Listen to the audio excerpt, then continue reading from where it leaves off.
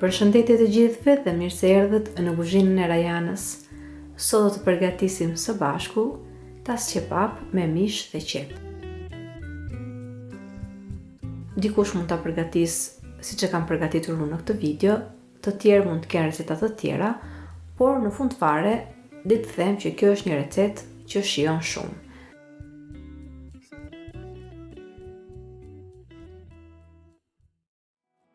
Tas kebabi është një recetë tradicionale e cila në familjen time përgatitet shpesh. Është një ndër recetat që ne e preferojmë shumë.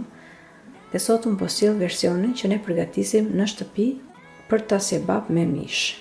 Për këtë recetë unë kam përdorur diku te 200 gram mish qengjit, cilin e kam prerë në kubik të vegjël, dhe 2 kokra qep. Në një tenxhere ku kemi hedhur vaj, kam hedhur në fillim mishin, e kaurdisim mishin derisa të lëshoj lëngun e vet dhe mishi të filloj të ndryshojë ngjyrë, dhe në këtë pikë të shtojmë edhe qepët e grira imët. Do i trazojmë mirë qepët dhe mishin.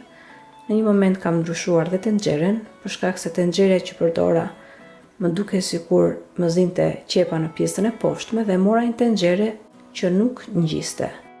Mirë është të përdorni një tenxhere që nuk ngjit, pasi në këtë rast do na duhet që qepën ta gatuajmë për një kohë të gjatë me mishin, derisa ne të shtojmë përbërësit e tjerë. Mishin dhe qepën do t'i kaurdisim në mënyrë të vazhdueshme për disa minuta, duke u shtuar nga fare pak ujë. Në total, për këtë recetë, pra që qepa të fillojë të shkëri, pra të tretet, na duhet diku te 1 gotë me ujë, të cilën do ta shtojmë pjesë-pjesë. Pra shtojmë pak ujë, e mbulojmë masën e qepëve dhe të mishit me kapak.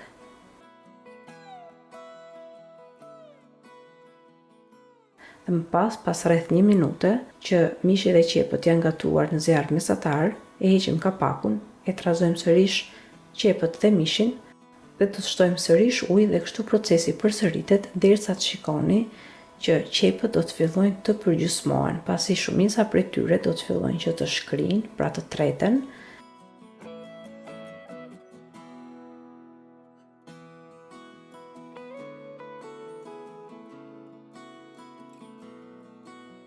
Dhe në fund fare do të shikoni që masa e qepëve dhe mishit do të bëhet një masë kompakte, pra që qepët pothuajse bëhen një masë me mishin, pra nuk kuptohen edhe në ngjyrë, por do të fillojnë edhe të treten pak nga pak. Në tenxhere do të shikoni që yndyra është veçuar veç, dhe në këtë pikë e kuptoni që është faza tjetër për përgatitjen e tas kebabit.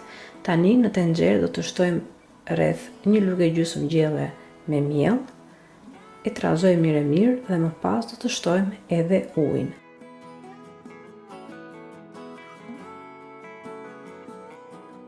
Pasi shtoni ujin, e trazoni mirë të gjithë masën në mënyrë që të mos na krijohen kokriza mielli. Më pas do të shtojmë edhe erëzat sipas dëshirës, por në familjen time përdoret gjithmonë rigon, piper i zi dhe piper i kuq. Dhe gjithashtu mos harroni të shtoni edhe hudhër për këtë recetë, si dhe 2 lugë gjelle me uthull. Sasia e hudhërës dhe uthullës varet shumë nga shijet tuaja. Gjithashtu mos harroni të shtoni dhe krip sipas shijeve që keni, dhe më pas tas kebabin e lëm të marrë val derisa gjithë masa të trashet dhe ju mendoni që tas kebabi është gati. Është një recetë që po ta përgatisni në familjen tuaj, të gjithë do ta pëlqejnë, dhe për drekën e Bajramit kjo recetë shijon shumë. Tani edhe tas kebabin e keni gati. Tani mund ta servirni për familjen dhe miqtë tuaj.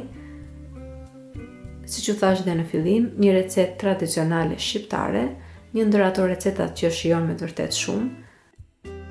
Shpresoj shumë që kjo recetë t'ju ketë pëlqyer, dhe nëse po, mos hezitoni të jepni asaj një like, si dhe ta shpërndani për miqtë e familjarët tuaj në rrjetet sociale. Gjithashtu mos nguroni të abonoheni në kanalin tim, si dhe të shtypni zilin e vogël anash kanalit, në mënyrë që të njoftoheni sa herë në kanal postohen recetat e reja.